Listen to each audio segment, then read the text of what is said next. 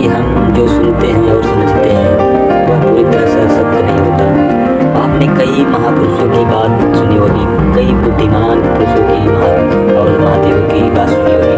उसका कहना यह होता है कि संसार का जीवन मोह माया से भरा होता है। हमारा रिश्ता, धन, हमारी इच्छाएं सब बस एक माया जाल है और जीवन का असली लक्ष्य तो मोक्ष और मुक्त है। हमें आध्यात्मिक जीवन की ओर बढ़ना चाहिए। जब भी आप उनकी बातें सुनते हैं तो आपके मन में एक प्रश्न उठता है और वह प्रश्न यह है, क्या हमारा सांसारिक जीवन व्यर्थ है? क्या हमें केवल आध्यात्मिक जीवन जीना चाहिए? क्या हमें खुद की खोज करनी चाहिए? क्या हमें संसार के सुख दुख आनंद लेना चाहिए? जो लोग इस सांसारिक जीवन में फंसे हुए हैं, क्या उनका जीवन पूरी तरह से व्यर्थ है? किसी को अपने माता पिता के लिए धन कमाना है तो कोई अपने परिवार को सुखी देखना चाहता है, कोई अपने बच्चों की चिंता में दुखी है तो कोई अपने लिए कुछ करना चाहता है, नाम कमाना चाहता है, कोई अपनी प्रेमिका को खुश रखना चाहता है, कोई अपने प्रेमी को पाना चाहता है, कोई बड़ा आदमी बड़ा बनना चाहता है तो कोई राज करना चाहता है दुनिया पर, कोई साधारण जीना चाहता है। इसी प्रकार हम सभी के तरह तरह के सपने हैं, तरह तरह के विचार हैं। हम सभी को अपने जीवन में कुछ ना कुछ तो चाहिए ही चाहिए, परंतु यह सभी बुद्ध पुरुष जब हमारे सामने आते हैं तो हमें इन सपनों को तोड़ मरोड़ कर रख देते हैं। जब कहते हैं कि सांसारिक जीवन व्यर्थ है और खुद को जानो, खुद को पहचानो, आध्यात्मिकता की राह पर चलो, तब उस वक्त हमारे मन में, हमारे मस्तिष्क में तरह तरह के विचार उत्पन्न होने लगते हैं। तब हमें यह समझ में नहीं आता है कि आखिर हम सांसारिक जीवन में या फिर आध्यात्मिक जीवन जिए। आखिर करें तो करें क्या करें? आपके साथ भी कभी ना कभी तो ऐसा तो हुआ ही है। क्या आपके भी मन में ऐसे कोई प्रश्न उठता है? तो आप हमें कमेंट में ज़रूर बताइएगा।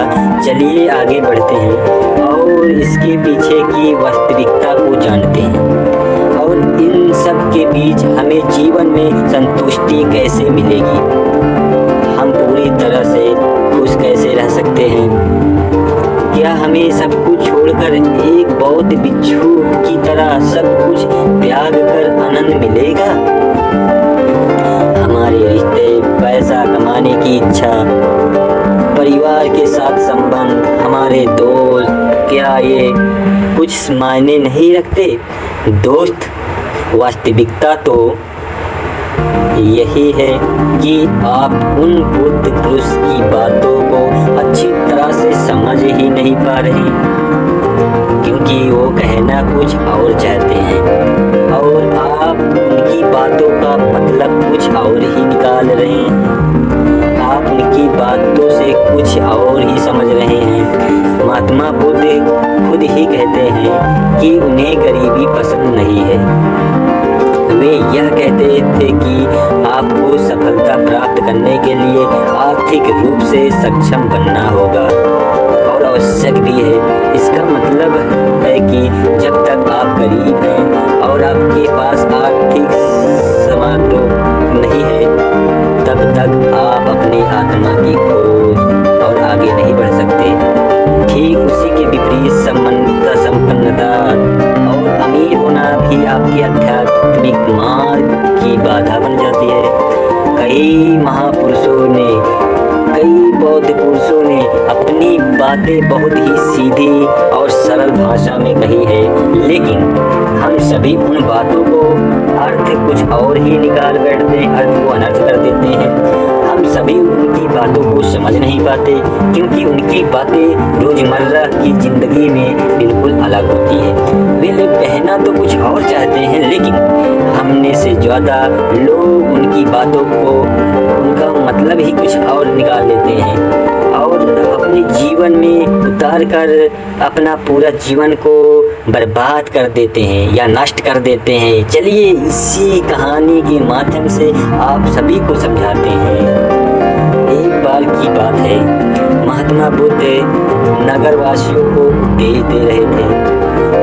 महात्मा बुद्ध कह रहे थे कि संसार के माया जाल में मत फंसो और संसार से ऊपर उठकर और ऐसी जालों में मत फंसो। संसार से ऊपर उठो, संसार से ऊपर उठकर ही तुम कुछ संसार को जी सकते हो। संसार में जो फंस गया है, जिसने अपनी बुद्धि का इस्तेमाल नहीं किया है, वह व्यक्ति जो समय पर अच्छे कर्म नहीं करता और बुरे कर्मों में जुट जाता है, वह आने वाले समय में बड़े दुखों का सामना कर सकता है, क्योंकि उसके बुरे कर्म ही उसके दुखे का कारण बनेंगे। इसलिए आप सभी इस संसार की मोह माया अर्थात इच्छा, लालच, क्रोध इत्यादि को ध्यान पूर्वक देखते हुए अपने कर्म करें। इतना कहकर महात्मा बुद्ध ने अपना उपदेश समाप्त किया और वहां से चले गए। महात्मा बुद्ध जब यह उपदेश दे रहे थे तो वहां पर उस नगर का सबसे धनी व्यक्ति वहीं पर मौजूद था और उस व्यक्ति पर महात्मा बुद्ध की बातों का बहुत गहरा असर पड़ा। उसका मन अब संसारी जीवन में नहीं लगता था, वह संसारी जीवन से हटने लगा था। अब उसे अपना सब कुछ किया हुआ व्यर्थ नजर